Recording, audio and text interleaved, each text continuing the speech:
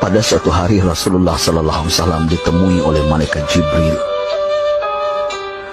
Rasul pun bertanya, "Ada apa wahai Jibril?" Jibril menjawab, "Wahai Muhammad, sesungguhnya hari ini Allah Subhanahu wa taala sedang mengobarkan nyala api neraka dan seluruh para malaikat amat ketakutan. Mereka tidak tahu harus bagaimana. Untung aku ingat," kata Jibril, "bahwa engkau Muhammad adalah sumber cinta dan sayang Allah Subhanahu wa taala kepada alam semesta. Dengan alasan itu aku kesini, bertabaruk mengambil berkah dengan cinta Allah kepada dirimu, ya Rasulullah, ya Muhammad." Rasulullah terdiam beberapa saat, kemudian bertanya lagi, "Wahai Jibril, ceritakan padaku bagaimana neraka itu sesungguhnya." Jibril menjawab, "Wahai Muhammad, neraka itu bagaikan lubang-lubang yang terdiri dari 7 tingkat. Jarak antara satu lubang dengan yang lain ialah perjalanan 70 tahun. Lubang paling bawah adalah lubang yang paling panas."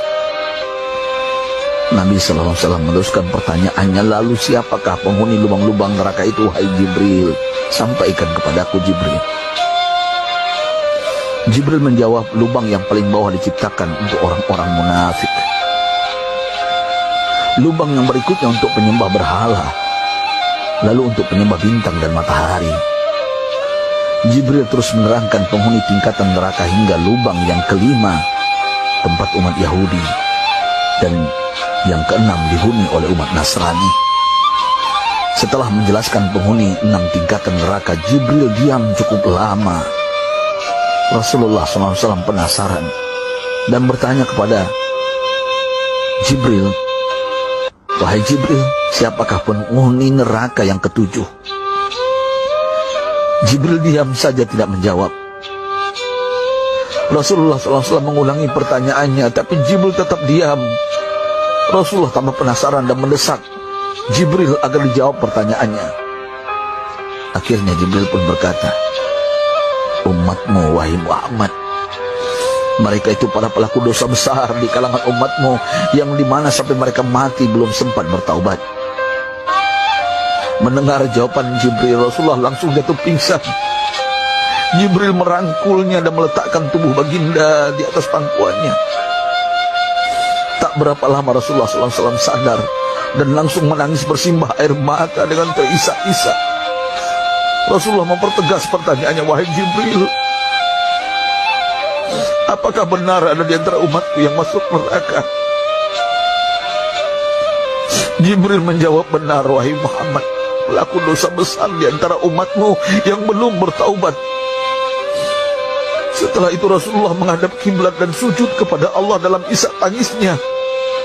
Sesekali dengan suara pelan beliau membisikkan kata-kata, "Ummati ya Rabb, ummati, ummati, ummati."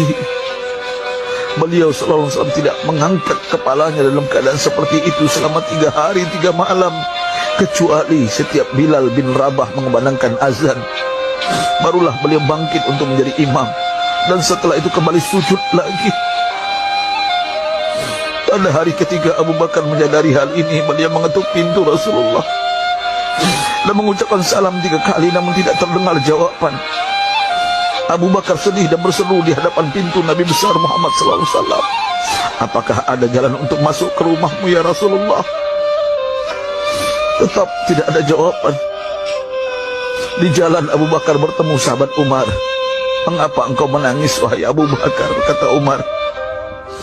Abu Bakar menceritakan keadaan Rasulullah SAW. Maka Umar pun melangkah menuju rumah Rasulullah dan terjadilah hal yang sama. Umar pun pulang dan menangis. Di jalan Umar bertemu sahabat Salman Al-Farisi. Dengan terisak Umar bercerita kepada Salman hingga membuat dia amat sedih, namun tidak berani mengulangi hal yang sama. Salman melangkah menuju rumah Fatimah radhiyallahu anha dan menceritakan hal itu. Setengah berlari Fatimah menuju rumah ayah tercinta dan mengetuk pintu sambil mengucapkan salam. Mendengar suara lembut putri tercinta, sejuklah dada Rasulullah. Beliau bangkit dari sujud dan membuka pintu. Alangkah terkejutnya Fatimah melihat Rasulullah, ayah tercinta, amat kurus dan pucat. Fatimah memeluknya lalu menangis. Wahai ayah, apa yang terjadi? Mengapa engkau amat sedih seperti ini? Rasulullah kembali menangis dan berkata dengan suara lirih, wahai Fatimah, belahan jiwa aku.